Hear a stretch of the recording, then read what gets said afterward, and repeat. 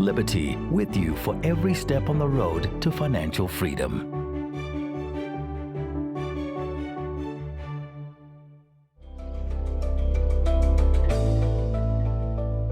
Well, if you're in your 20s or 30s, today's FinSmart is all about you.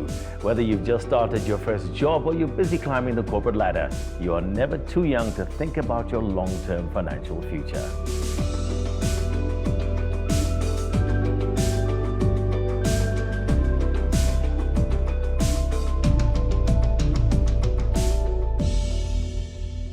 Financial advisor Katlego May, thank you so much for joining us. Let's talk about these young people. I'm allowed to say that, okay? So, in your opinion, are young people in their 20s and 30s thinking about retirement at all? I think it's a mixed bag, really.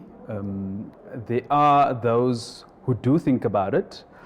I find that those who generally do come from a background where they've had money conversations with parents, it's really part of who they are. And that's why they have that kind of thinking for long-term thinking. But mostly there are a lot of people who don't think about retirement in their younger years, and simply for the reason that it feels so far when you're a 20-year-old and you're thinking about your 60-year-old self. You know, nowadays we have this thing about you only live once, and yeah, that's how people live their lives. So why is it important for one to actually start thinking about retirement at an early age? For the simple reason that when you're investing, you want to make time your friend. The sole purpose for investing is you want your money to grow. For your money to grow, you need time for that growth to compound over time. So the earlier you start your journey, the better it will be, the more compounding you'll have. So really, there's no age to it. I think the earlier you start, the better it will be for you. I mean, at an earlier stage, one might start thinking, listen, you know what, maybe I need to earn a certain amount of money before I start looking at securing my financial future. Maybe I need to, buy the house first, buy the car first. Surely all of those things you can do and still put a little bit away for yourself for the future. Agreed. I think it doesn't have to be one or the other, but also it's income permitting, right? So if your income does allow you to do all of that, it's a good thing. But I think before the conversation about investing for retirement and investing in general, I think you need to also take control of your money and budget. And that will give you an understanding of what you can and cannot afford to do. But I think saving for the long term should definitely be top of the list as a priority. I don't think there's a particular amount you should start with. You can start with whatever you have.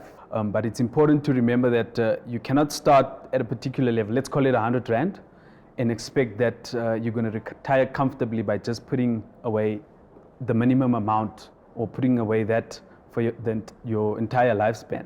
It's important to, as you progress through your life, to review your situation, review your budget so that you can allocate more and more over time to your long-term savings. What advice do you wish somebody had given you when you were in your 20s?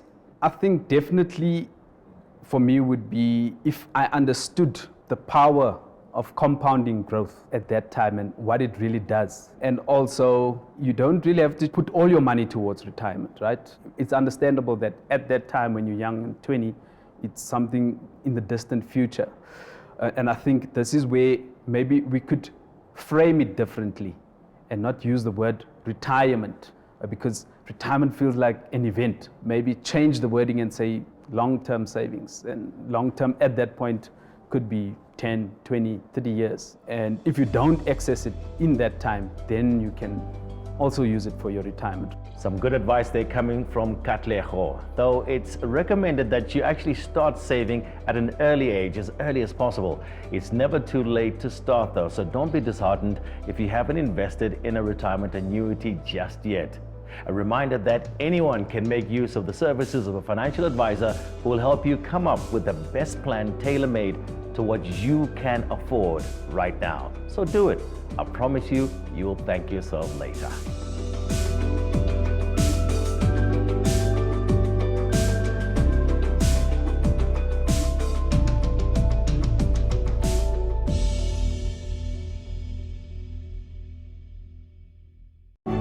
It's not just your financial freedom, it's your liberty.